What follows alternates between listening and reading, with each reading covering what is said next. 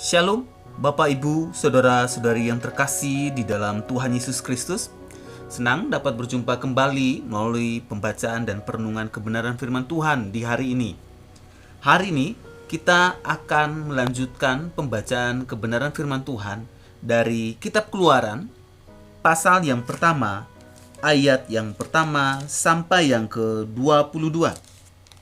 Saya akan mengajak kita semua untuk membuka Alkitabnya dan membaca bersama dengan saya. Mari kita baca bersama-sama dari ayat yang pertama. Inilah nama para anak Israel yang datang ke Mesir bersama-sama dengan Yakub. Mereka datang dengan sekeluarganya masing-masing. Ruben, Simeon, Lewi, dan Yehuda, Isakar, Sebulon, dan Benyamin, dan serta Naftali, Gad, dan Asyer. Seluruh keturunan yang diperoleh Yakub berjumlah 70 jiwa. Tetapi Yusuf telah ada di Mesir.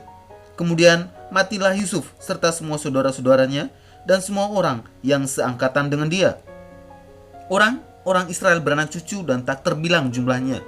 Mereka bertambah banyak dan dengan dahsyat berlipat ganda sehingga negeri itu dipenuhi mereka. Kemudian bangkitlah seorang raja baru memerintah tanah Mesir yang tidak mengenal Yusuf. Berkatalah raja itu kepada rakyatnya, bangsa Israel itu sangat banyak dan lebih besar jumlahnya daripada kita. Marilah kita bertindak dengan bijaksana terhadap mereka supaya mereka jangan bertambah banyak lagi. Dan jika terjadi peperangan, jangan bersekutu nanti dengan musuh kita dan memerangi kita lalu pergi dari negeri ini. Sebab itu, pengawas-pengawas Rodi ditempatkan atas mereka, menindas mereka dengan kerja paksa. Mereka harus mendirikan bagi Firaun kota-kota perbekalan, yakni Pitom dan Ramses. Tapi tindas makin bertambah banyak dan berkembang mereka, sehingga orang merasa takut kepada orang Israel itu. Lalu dengan kejam, orang Mesir memaksa orang Israel dan memahitkan hidup mereka dengan pekerjaan yang berat, yaitu mengerjakan tanah liat dan batu bata, dan berbagai-bagai pekerjaan di padang.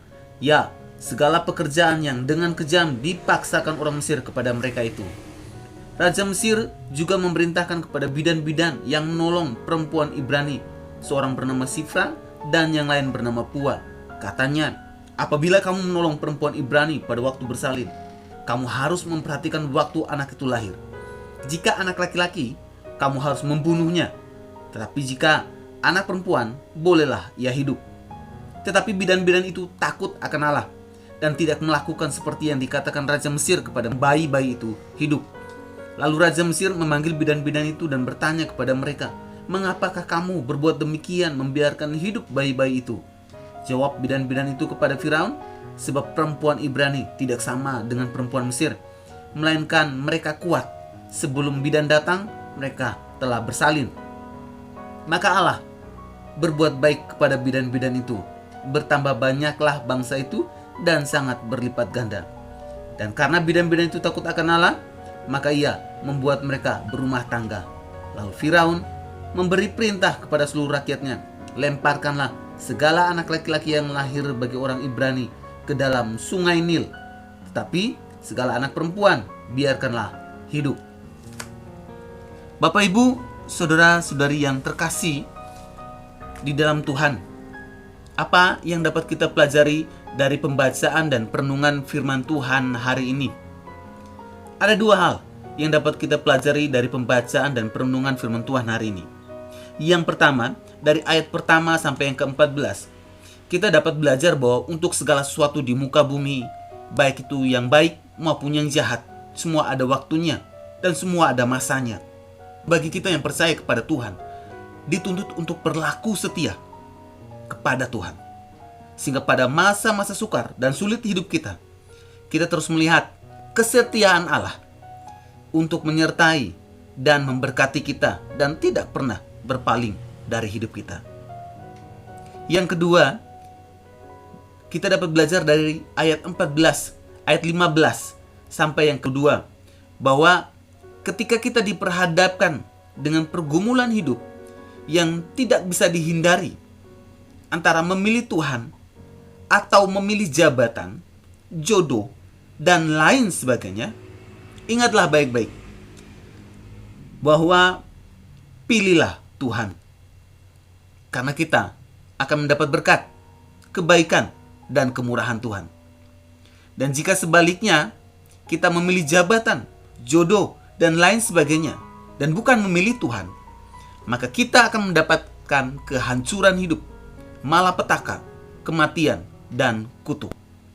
Jadilah, ingatlah baik-baik, pilihlah Tuhan, dan taruhlah Tuhan paling pertama dan utama di segala aspek kehidupan saya dan saudara.